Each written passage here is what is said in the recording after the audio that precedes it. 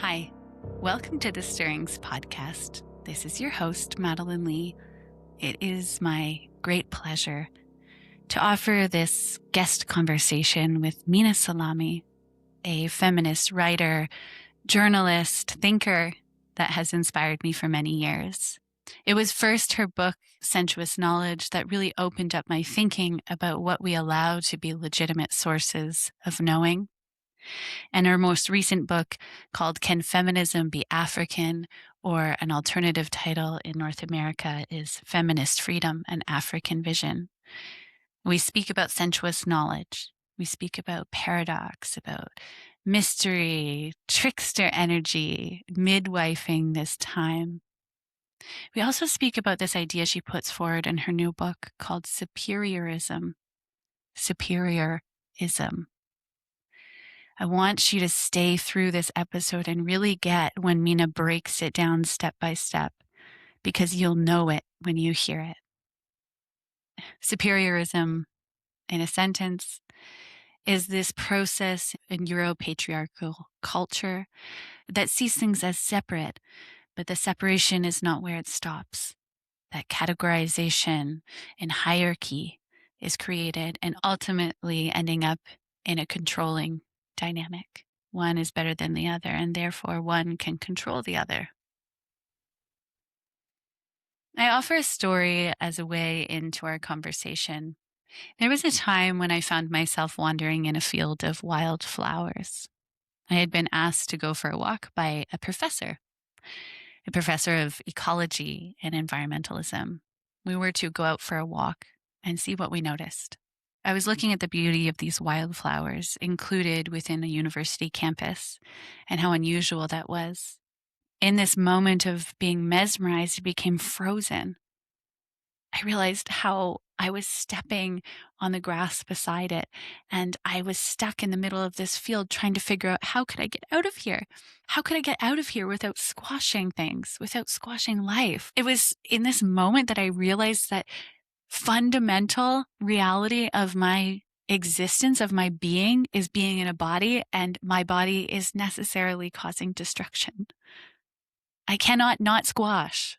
Squashing is a part of my being in the world.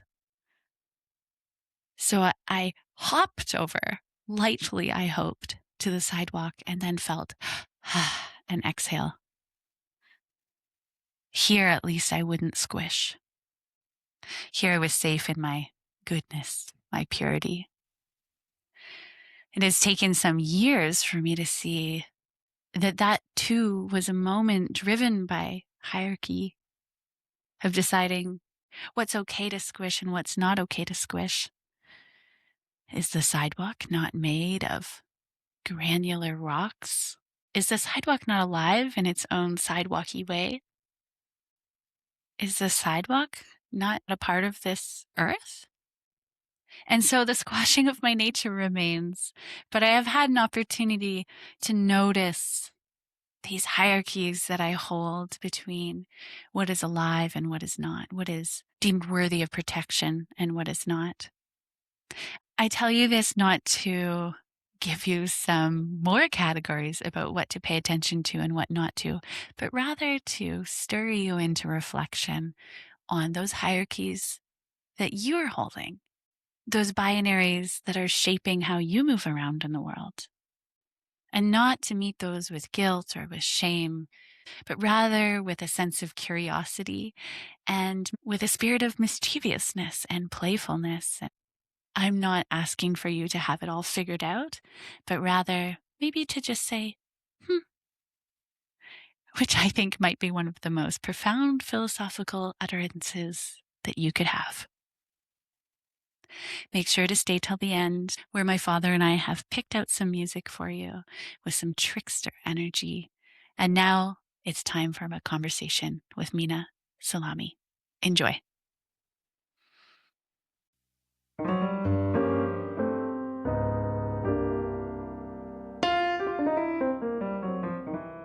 Hi, welcome Minna to the Stirrings podcast. It is such a pleasure to have you here. Thank you. I'm really, really pleased to be here. As you know, when I was preparing for our interview, I was really diving into your books again. And for the first, the Sensuous Knowledge, and then this new book, Can Feminism Be African? A Most Paradoxical Question. And on your Substack, which you've been really doing a lot of writing on lately. But I have to say, because I have been so inspired by your work and included in my own writing and my own research, I felt overwhelmed by all of the things that I wanted to talk to you about in a short time. So even this morning, thinking like, it's just I don't know how to start. Where do we even go? And I kept coming back to a book that's not yours, actually, but I know has been a mutual source for us. And when I say source, it's a source in an academic reference, but the source also of something that sort of infuses in your body when you read it. And as only a poet, so without further ado, I'll tell you what the book is. I'm so curious. So, Sister Outsider by Audre Lorde. And there's a particular passage that I come back to a lot these days, as there's a lot of talk of in between worlds and living on thresholds and new ideas. And I'm going to read a little bit, and maybe it's like a sort of a blessing on our conversation as we get started. And it's from Poetry is Not a Luxury. Sometimes we drug ourselves with dreams of new ideas. The head will save us. The brain alone will set us free. But there are no new ideas still waiting in the wings to save us as women, as human. There are only old and forgotten ones, new combinations, extrapolations, and recognitions from within ourselves, along with the renewed courage to try them out. And we must constantly encourage ourselves and each other to attempt the heretical actions that our dreams imply, and so many of our old ideas disparage. In the forefront of our move toward change, there is only poetry to hint at possibility made real. And a few lines later, she says, "For within living structures defined by profit, by linear power, by institutional dehumanization, our feelings were not meant to survive."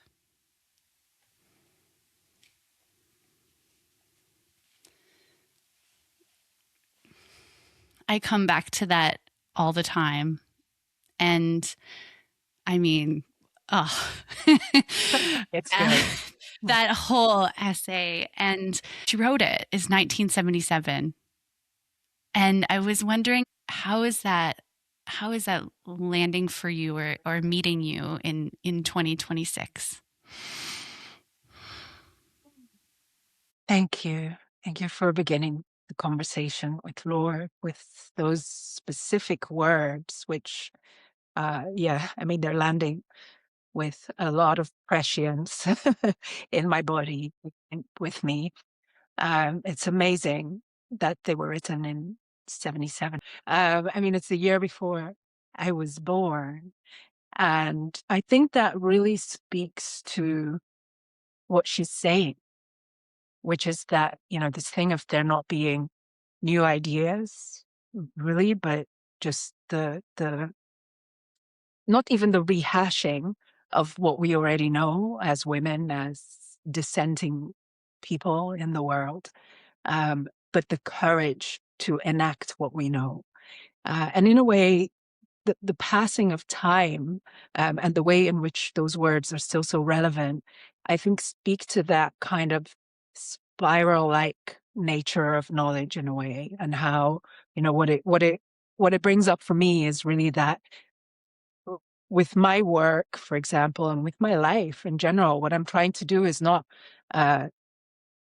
really to articulate something new, but to encourage the courage to do what we already know and to live in the way that we already feel. And Lord also speaks about that, the feeling, to be the wise way to live, the free way to live. So yeah, it's kind of more about a sensibility, a feeling, affect, a deeper knowing than a kind of, a theory or even activism. It's something much more interior that evokes in me. Mm. Yeah, maybe we might speak a little bit about sensuous knowledge and about what that means to you, because we're talking about poetry and what you might say about sort of poetic thinking or poetic feeling as another way of knowing, perhaps. I don't know if you'd say in comparison, but in addition to a more linear type of thinking and knowledge. At least the two feel very different to me. And I think I'm able to do both. Like when I'm in a, sort of really linear mode of thinking, which I think is sometimes necessary, to just sort of try to place things almost in a chronology, or, to get to the root of something. It can be useful to address that in an analytical, linear, rational way. Mm-hmm. But that would not be the end of the story in a way. So after one has done that is, when we might apply different kind of sensibilities. I don't want to use the word methods because it's not so much a method. But in Mm-hmm. order to, because I think that reality is composed of, sort of multi-layered.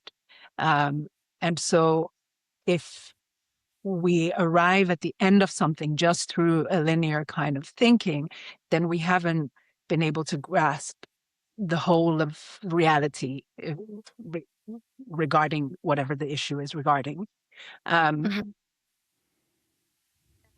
if I'm thinking about the same thing, say knowledge, speaking of sensuous knowledge, Yeah. through a more poetic sensibility, then it kind of is able to grab both the linear and the imaginative, the critical, the embodied, the intuitive, and the spiritual ways of thinking about a topic at once. And Mm-hmm. so it immediately feels like a very different kind of register, if you like.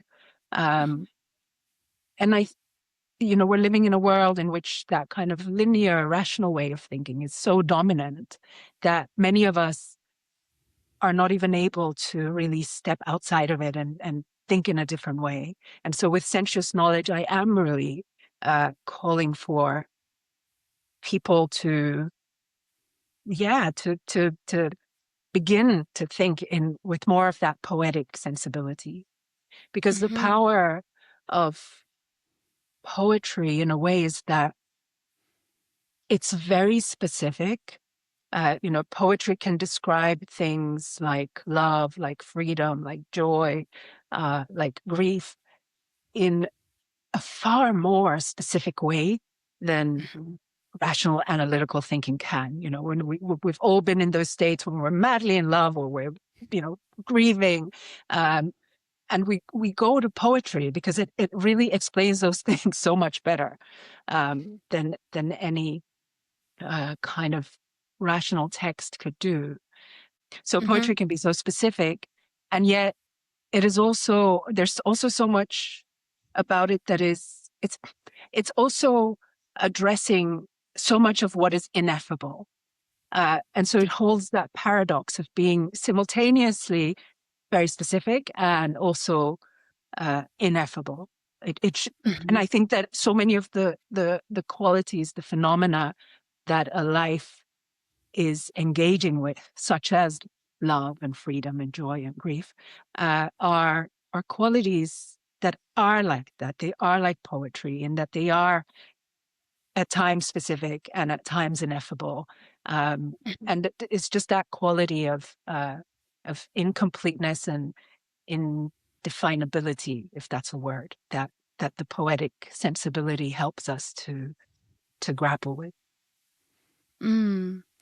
Yes, and we turn to poetry in times when that sort of linear and clear language is not cutting it as well. Like it's not doing what it needs to do, which is provide clarity on something, as you say, grief or love is something as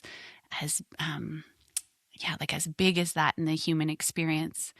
And so maybe that's that paradox. It's like poetry is not, it's clear, but it's not clear in this sort of logical sense. And paradox plays an important role in your work. And I'd love to maybe just riff here about paradox and how this is also connected with, in your work, this idea of like laughing at dualism, and paradox is sort of toying with dualism. It doesn't allow there to be these strict binaries of self and other, of maybe also of logical thinking and poetic thinking. Paradox is dancing a little bit. Maybe there's a little bit of a trickster in there as well. So much of what I learned from Audre Lorde and many others, and what I myself am trying to conjure and convey to readers and friends, is precisely that spirit of laughing, almost, in a kind of mocking way at the dominant forms of power, what I typically refer to as Europatriarchal knowledge.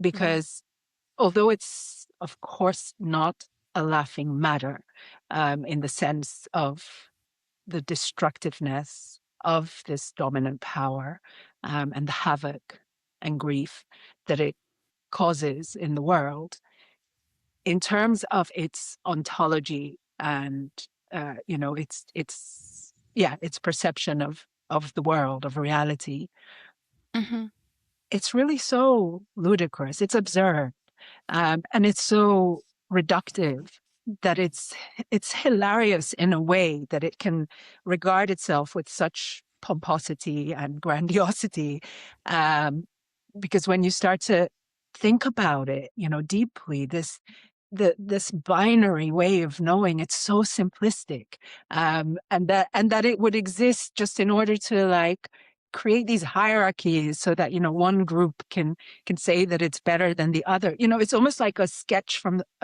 from like some banal comedy show. And I think that kind of, it's not humor in itself, like that's not what I'm calling for, but that perception of power as a little bit, I guess it's a bit like the emperor, the emperor's clothes, like that whole image. I think that can be very useful in dismantling power. And then from there, we can begin to, imagine and conjure new ways of knowing, new ways of being. But to first see the illusion of it, and exactly as you say, that then that kind of implicates a bit of becoming a trickster, adopting the character of a trickster, as well as perceiving how the trickster is also, around us all the time. But even oneself as feminists, to adopt a bit of that character, also because, there's always a risk in when we're doing the work of resistance. And here I'm using the word, or I'm sort of pausing at the word work, because work in our patriarchal capitalist societies is something that we think of as like, a 9 to 5, and then we switch off and we live life. But I'm speaking of like more of, living resistance rather than working on resistance from time to time, but really becoming a testament to the thing that we are calling for. It can kind of inhibit a life that is joyous.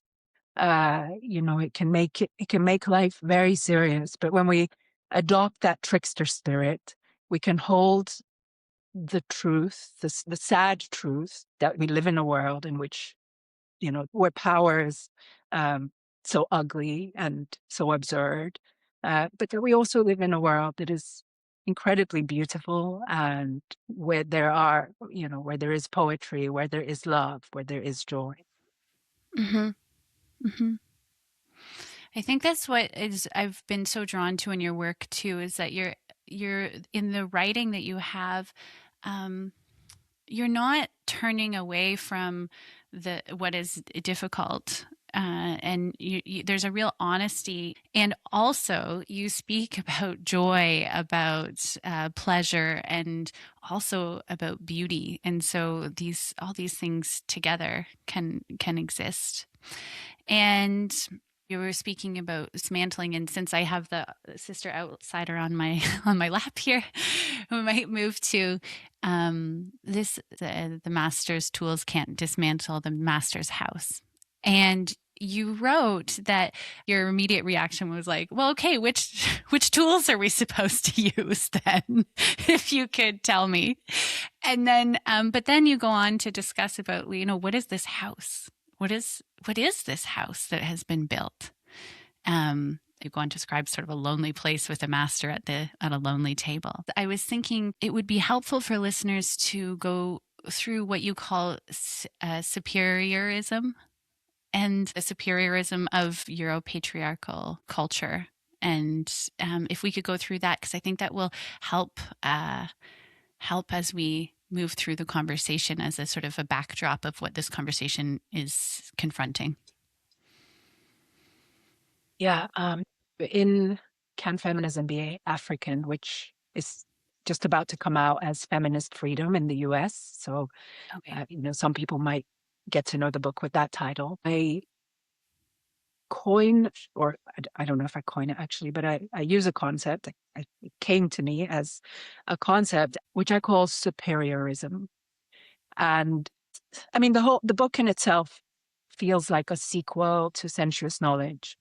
Mhm. And Sensuous Knowledge, in Sensuous Knowledge, I wrote about Europatriarchal knowledge. Superiorism is kind of like the master tool of Europatriarchal knowledge. Mhm. And I needed to name that so that I could sort of then move toward imagining different ways of existing together. Mhm. And superiorism is there's the premise of superiorism is, first of all, that there is difference. So the ideology says, I am different to you. And then it says that I am better than you, Mhm. which is then followed by, I am in competition with you. And then I am more rational than you. And ultimately, I control you. So it's basically an ideology that is based on difference, hierarchy, competition, and therefore scarcity, control, and power,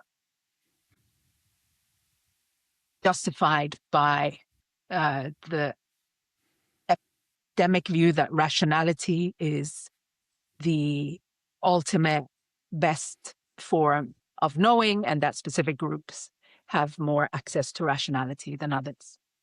And Mhm. I fleshed this out, and I built this theory because I had the sense that there's a kernel of similarities in all the different types of oppression. I wanted to name that thing, that common denominator in racism, sexism, homophobia, speciesism, all of these different forms of oppression. Because I believe that it is also true that they, even while, they share a similarity, they're not always the same. Like, put it this way, a Black man, for example, can be sexist, but most likely not racist. And class elitist person can be classist but not homophobic. Whereas superiorism identifies what is always there, even in that Black man, say, who is sexist but not racist. There is an element of superiorism in his sexism. Yes. And I hope that makes sense. Mm-hmm. Yeah. And so, yeah, when you then think about going back to Audre Lorde's "The master's tools will not dismantle the master's house," I guess the superiorism would be still within the domain of the tools. Okay.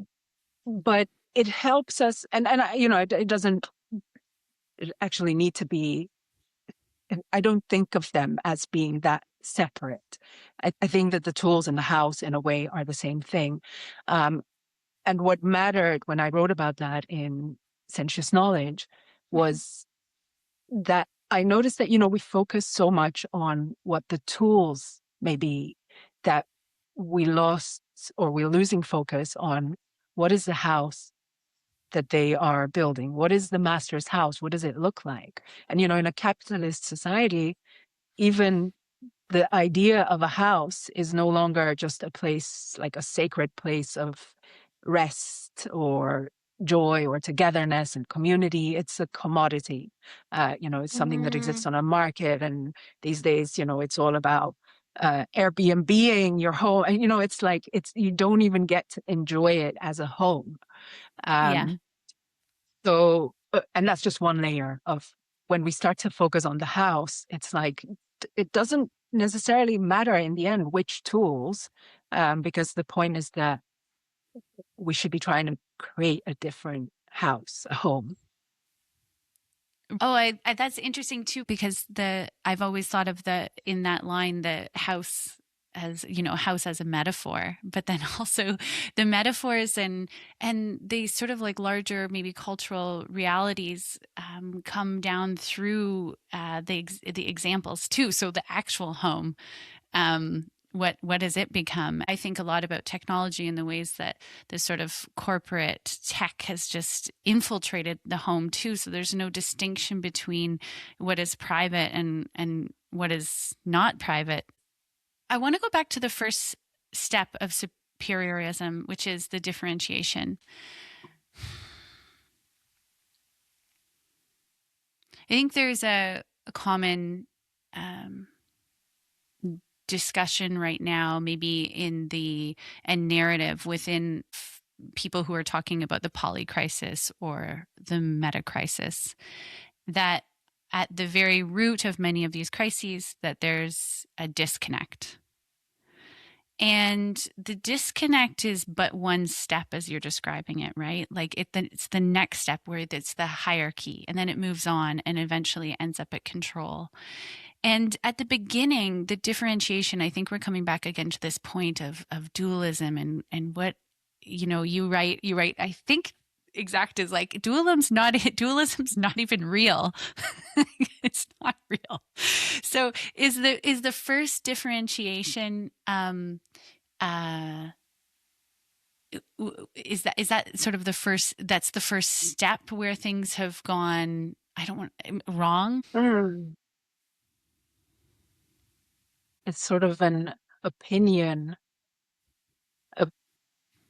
rather than reality itself. And it's probably very human to do that, to create some kind of differentiation. So in the book, I talk about how societies, to my knowledge, differentiate, and probably also this part of superiorism, which is to say, to think and believe that whatever group it is that I belong to, whether it is a gender, a race, an ethnicity, a nation state, or I don't know, a sports club, that it is better than another variant of that thing. But where Europe or the West is different to other cultures, many other cultures anyway, is in the sort of 3 further stages of superiorism, where it creates the hierarchical system through which it seeks to control the other, Mm-hmm. and using this argument of a kind of epistemic hierarchy as well, where rationality is the winner in terms Mm-hmm. of like the different ways of knowing. Um, and so I think this element of differentiating is something that we do. It comes to us probably somewhat automatically as a way of like self-IDing and sense-making. But because we are able to, or if we are able to access, many ways of knowing, we can also begin to appreciate that it is on some level not true. That the ways in which we differentiate, like right now, I see you on my screen, and you are something different to me. Right. There's a level on which you are not different to me. Um, we're both humans. We're on a sort of, if we think about emotional knowledge, for example, Mm-hmm. we throughout the course of our lives, we're both going to feel the Mm-hmm. same emotions. I mean, the exact same emotions, where, joy, happiness, loneliness, all of these things at some point in different ways for different reasons are going to affect us both, which means that we're not different on that level. And so it's that capacity, if we, it's kind of like going back to the beginning and seeing, yes, as you said it, like, that it sort of went wrong, and to build a whole structure around that, unfortunate Yes. way of solely seeing each other through difference is a huge error in the course of the human story, I think. Mm-hmm. You know where I'm seeing this a lot, and this concept is going to help me think through is in the narratives around AI and humans. And I myself can hardly resist it, I have to say, which is to grab on and say, like, we're human and you're not AI. There's a fearfulness that we'll lose ourselves if we don't very clearly, with clear boundaries, delineate what is not us, which is, in this case, in this narrative, AI and artificial intelligence. And that intelligence is different than us. How do you see that in the narrative? Is that something you've noticed as well? Interesting. It does speak in some way to the human need or desire to say, no, no, no, we are special. There's a Yeah. kind of, I guess it reveals, it's almost like a mirror of our propensity to speciesism.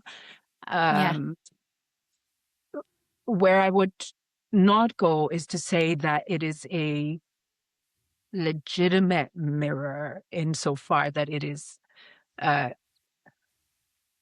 not. You fall into the trap, because I was going to say, I would not say that it is of equal value, but of course value is immediately creating, this sense of hierarchy. But it's important to me to stay level-headed, and by that I don't just mean in a rational way, but using Mm-hmm. all of my faculties, my intuition, kind of above all maybe like a contemplative assessment of Mm-hmm. AI. And and it's similar to Europatriarchal knowledge and superiorism and the sort of trickster element that we were speaking of before, because I think, when you look at AI without the rose-tinted glasses or the fear-mongering, none of that, it's just not that mystical. So I think there's a need to Mm. demystify AI. I mean, it's a technology Yeah. that is pretty amazing. I mean, I think it's super cool in many ways, and it also is very dangerous, not least to our planet. in other ways. And yeah, just like it's very important that we demystify it. I think especially from a feminist perspective, because it's absolutely entangled in a lot of the new like patriarchal narratives that are emerging, that we're going to, have to add on top of the stuff that we're already fighting against. And so, yeah, not approaching it as something that is, I wouldn't want to give it that power to say that, oh, it's exposing, our flaws and our ignorance, and it is somehow then even wiser than us, like some kind of oracle for the tech space. I'm thinking about even just the quote we started off with too. It's a new technology and it's bringing about new issues in society or troubles or something like this. But what's interesting is that the AI systems are built on a long history that prioritizes certain kind of knowledge and the kind of thinking in AI systems, but then also just the fullness of our digital culture is something that often, anyways, in the dominant ways, there are examples otherwise, it is polarizing, it is separating, it is filled with hierarchy and control. And one of the things that I've found difficult when I was teaching when I was teaching engineering students in the Netherlands was that I was finding that the students were, in my 10 years of teaching master's students and undergraduate students, that the way that they were speaking was becoming increasingly narrowed, and their projects were becoming less creative. They felt sort of less engaged emotionally with their work, but that by the time I left academia a year ago, it was really disheartening with the lack of excitement and enthusiasm for learning and for creating new projects. And I was wondering about that. What do you see with the way that people are gathering their knowledge now? Are we becoming more and more streamlined? And is this connected with your concept of like enclosures? We're getting sort of enclosed in these corrals. It's really concerning, and it's a narrowing and closing in.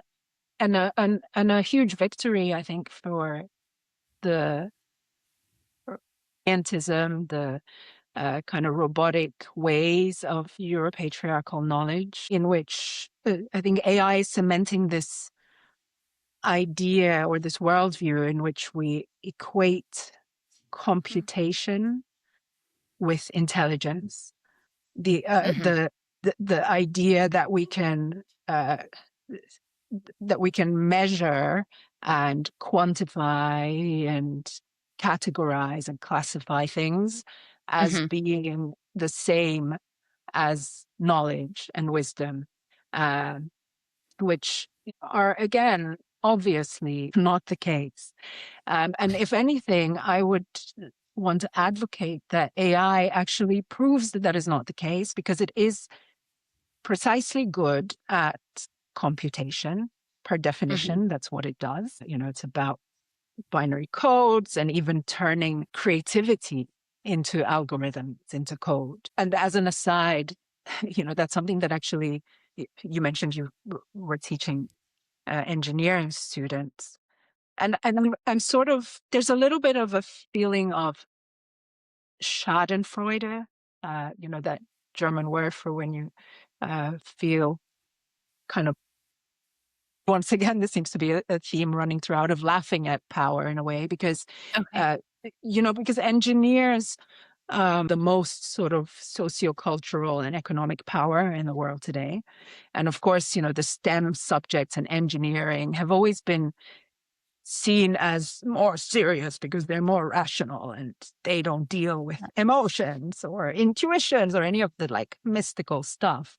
And now with this new technology that engineers have created themselves, of course, but the success of it, even just like in monetary terms, means that this group is now actually forced to engage with questions about power, questions about emotions, because for, the most successful AI systems are able to translate our emotive worlds.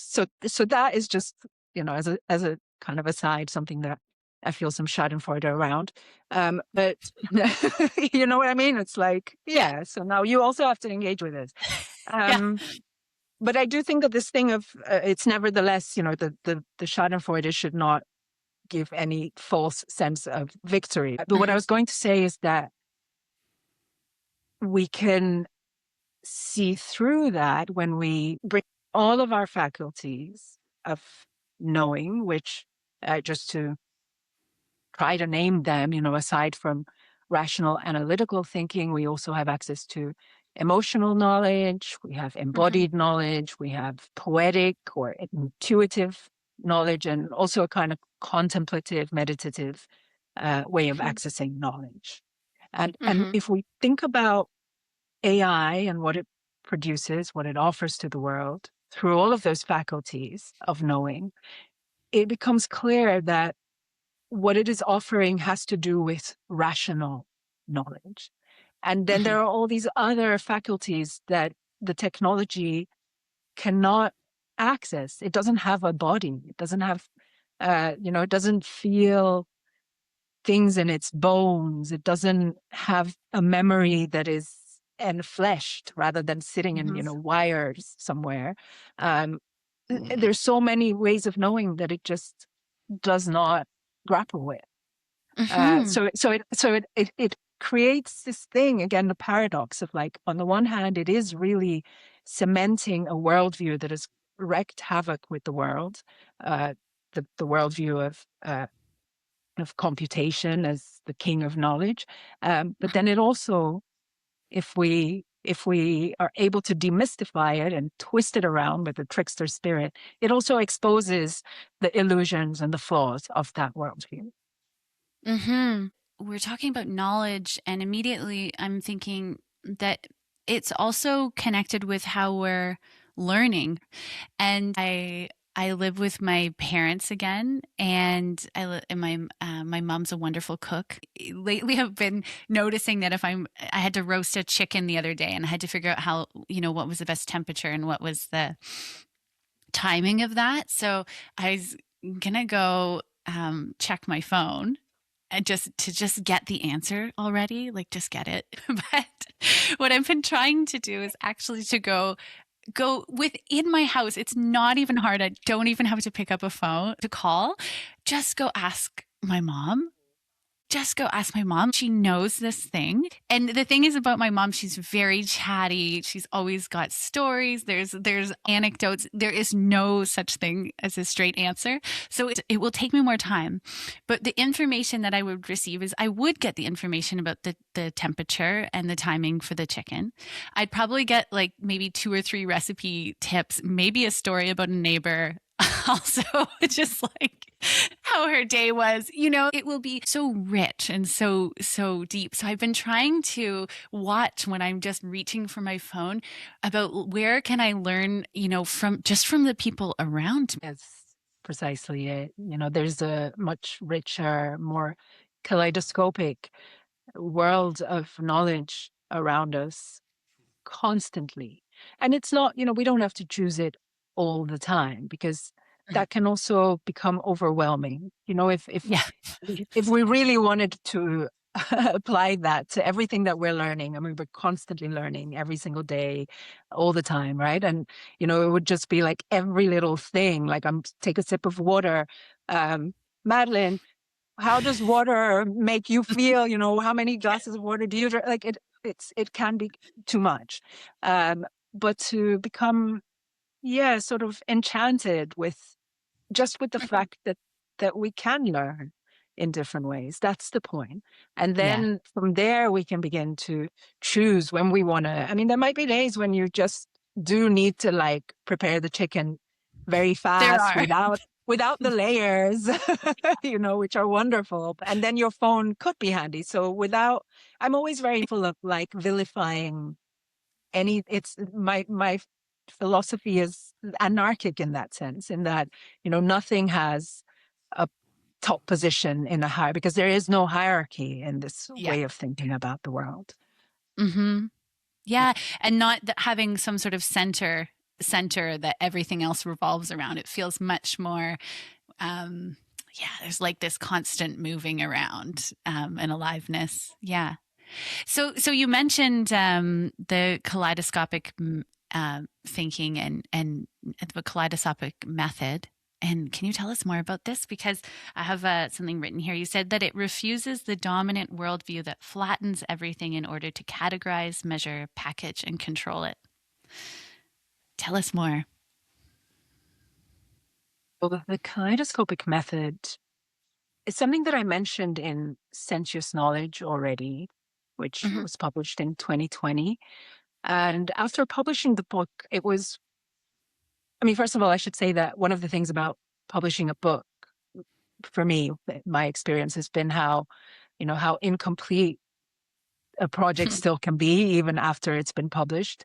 Incomplete is something, it's a word that almost sounds negative. I don't mean it in that way, but that it continues to flourish through conversations you have with people and Mm-hmm. other books that you read. And when it is a book that is about a philosophy, a worldview, as Sensuous Knowledge was, it's forever expanding. And one of the things that really began to become prominent for me was this image of the kaleidoscope, and it's sort of become I call it a no method because again my philosophy is anarchic, so I'm not trying to devise a Mm-hmm. methodology that we strictly sort of adhere to, but it sort of became the no method of sensuous knowledge, because one of the questions that has been recurring in many conversations that I've had since publishing the book has been, people ask me, so how do I practice this? Of course. And People want to uh, know. understand, but in a way, my response has typically been that, like, the book is just the tip of the iceberg, Yeah. for me, and really, sensuous knowledge is my life. And it has Yeah. always been like I tried to write down the way that I live and the way that I look at the world. And so, therefore, it's just a small part of it. But nevertheless, I also found I have since starting to develop the idea of the kaleidoscopic method. Mm-hmm. I found that it somewhat accurately distills sensuous knowledge into something that can be sort of practiced. Um, Mm-hmm. and and what it really is about is the multi-perspectivality of a kaleidoscope. The way in which when we look into a kaleidoscope, there's so many of our faculties are sort of triggered. There's an enchantment. Pretty much everybody can recognize some kind of awe and enchantment when we're looking at through the Yeah. peephole, and it enriches the world. So it has that creative element to it. There's also, it's a very kind of scientific tool. Ultimately, it involves. It can be explained through scientific or physic characteristics. It's, you need a tube, some glue, some shattered glass, some color, and you can make a Mm-hmm. kaleidoscope. So it brings in that layer of knowing as well. There's something, of course, it's very embodied.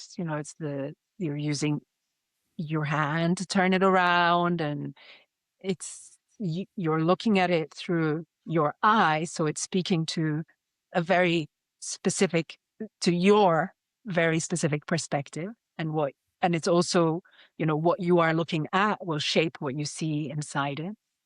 And then it just has this sort of mystical um, quality to it, which brings Mm-hmm. in, the kind of intuitive knowing. So it's an image, it's a device, which there might be better ones that I could have used, but it's the one that comes to me when I'm trying to, if I were to find some kind of device that speaks to the experience of sensuous knowledge and what it means uh, to remove hierarchy from the different ways of knowing that we have access to as humans.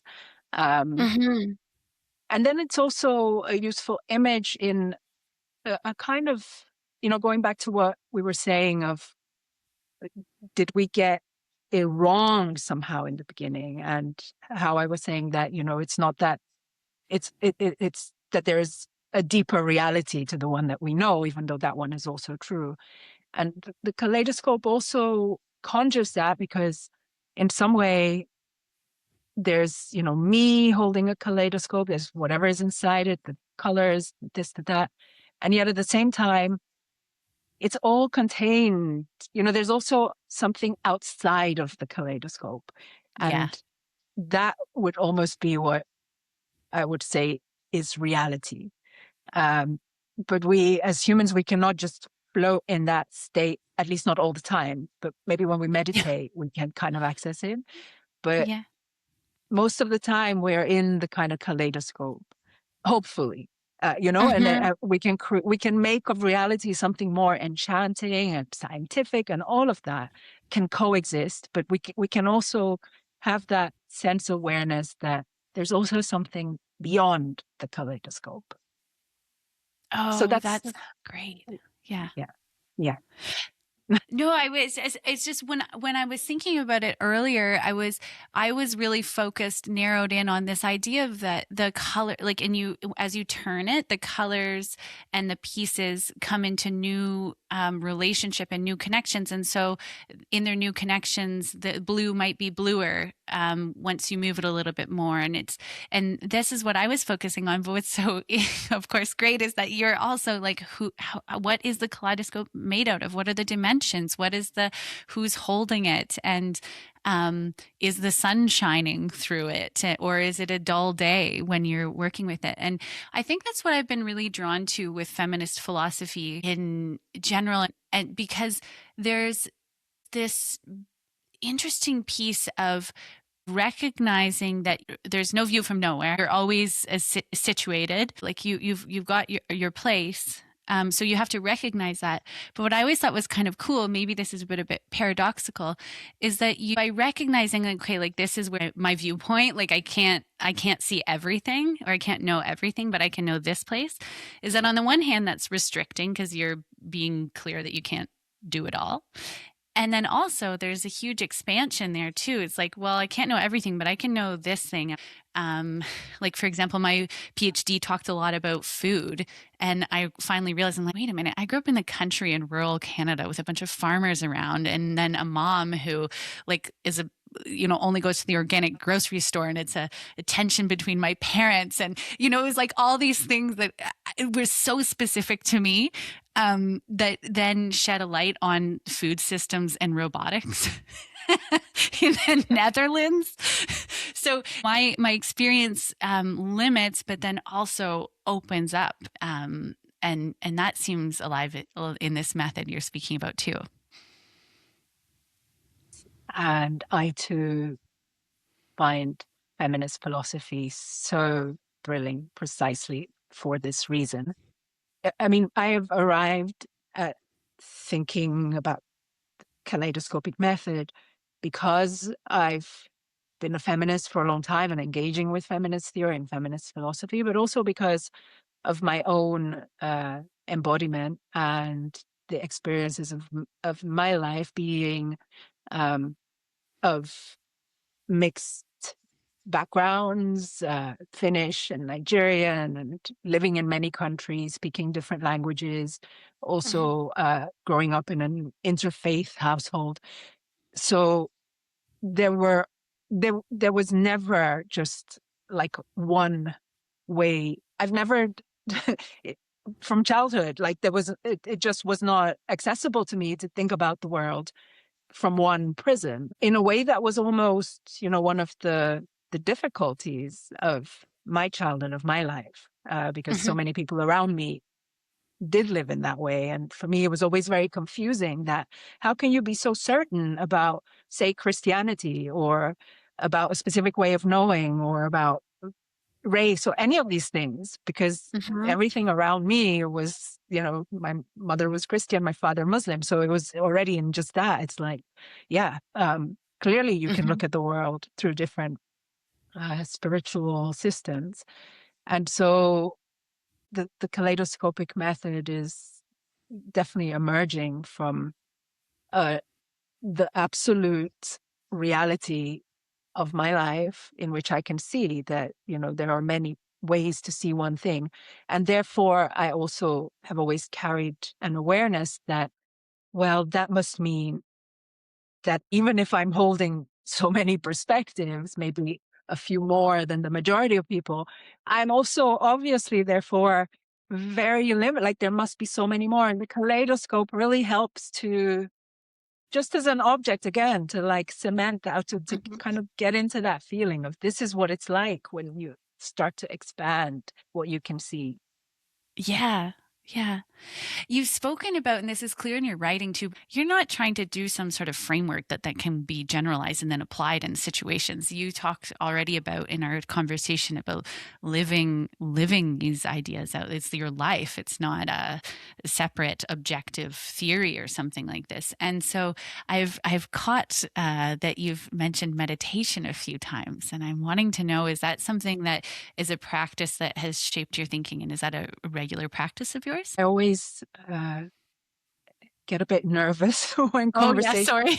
No. I'm happy to go there because I do think it matters. But I just want to preface with saying that I get a bit nervous about speaking about meditation because I realize that it's a little bit like, I mean, I hate to be crass, but it reminds me of sort of speaking about sex because it's so very personal in a way. Like, and Yeah. it's also something that is so, yeah, ineffable is again a word that comes again to mind, Mhm. that you can't really, like the moment you try to describe it, it just sounds, sort of strange. But that having said that, it is, I've been meditating for over 2 decades. I actually, I've been meditating almost my entire life. Um, because when I was a child, and this is a memory that I'd forgotten for a long time.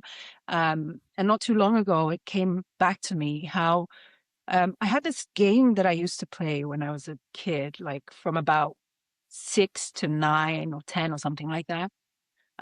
I had a lot of near-death experiences also as a child, so I spent time sort of bedridden and stuff like that. That sounds a bit heavy, but it's Yeah. part of my story. Um, Yeah. but yeah, I used to play this game, like how long can I go without having a thought? And yeah, and it was Wow. only some years ago during meditation, I guess I was doing the same thing. And then I thought, oh, wow, like all Yeah. those years I was meditating because, Mhm. Yeah. that's kind of one way to describe it. And that made me think of how meditation is something innate, potentially something innate to us. And actually, that would be the thing that I would want to say to people is that, we think of it in our times because it has also become something that the system of power at least tries to control, and, neuroscience tries to explain it through scientific ways. And that's all good. Like, I'm not Yeah. against it as such, but we should not forget that it's also more. And perhaps one of the things is just in the same way that we need to eat, we need to sleep, um, we need to procreate, we need to meditate. At least for me, it sort of just came Mhm. into my life like that. And then similarly, later in my life, in my early 20s, it was, um, something that sort of just automatically, I felt a need to just sit.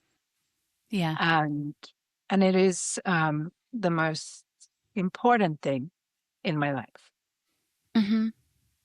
Oh, this idea of it's something that it's something that we do, and as you say, well, it has very much been co-opted, I think, also by in this sort of capitalist wellness culture of you have to meditate this much and this many times a week and et cetera, et cetera. Whereas just putting that conversation to the side and remembering that stillness is something humans do. My experience with meditation is a reminder that the stillness is so full, is so rich. There's not an emptiness in the stillness. And we've been doing that for a long time.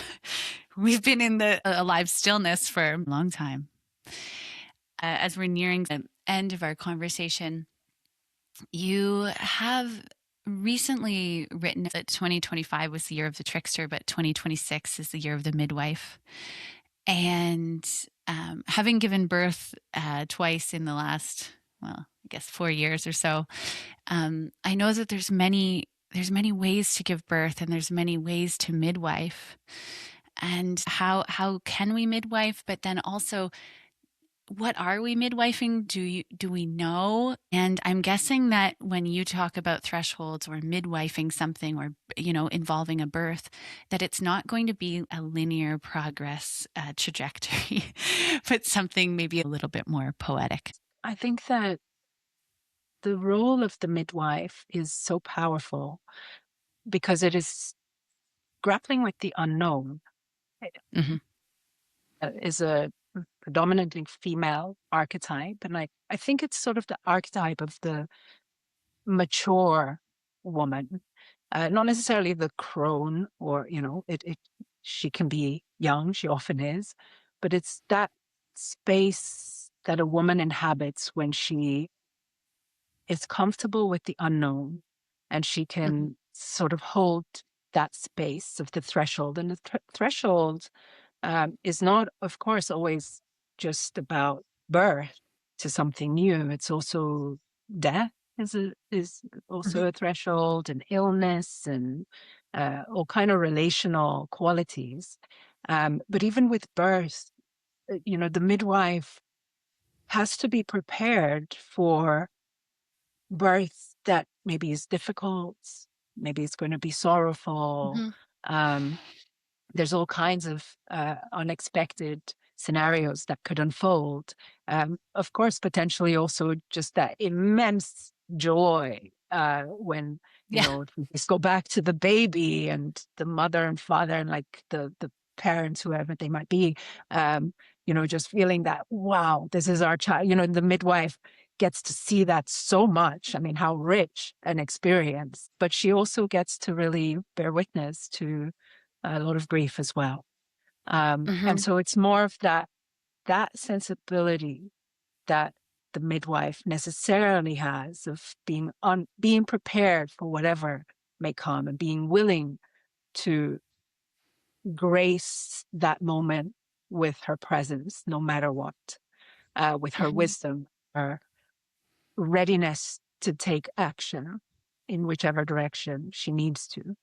That Mm-hmm. is a spirit that we need so much right now, because there's so much that is both being birthed, and that is dying, and that is being convoluted and misfigured, but also, Mm-hmm. potentially becoming more beautiful. I mean, I have to say that, despite the grave times that we are living in which there's so much despair, um, there's also something immensely beautiful about the kinds of conversations that we are having today. I mean, I started doing the work that I do about 2 decades ago now. And the shift in the register of, conversations that I'm now having about feminism, about knowledge, about um, inequality, oppression, beauty, just, time, things like that, is really quite remarkable. Mm. I think we're going to end on that, because the midwife archetype is so deeply present, as you said, and so attuned, knowing when to intervene, but also knowing when to step back and witness and trust whatever's happening, and also to open up to the unknown, because as you say, you never quite know. You can never quite know completely.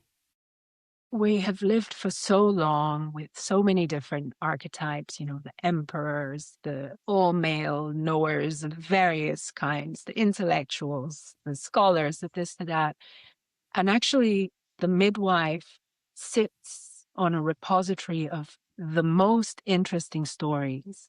She has seen it all. She is prepared for it all. She has countless stories and so much knowledge to impart. So that's a huge drive for me in, ushering and encouraging forth that register, that spirit, because it's time to hear those female stories and that female knowledge. Mm. Oh, beautiful. Thank you so much, Minna, for joining us. It was a beautiful conversation. Thank you. Thank you.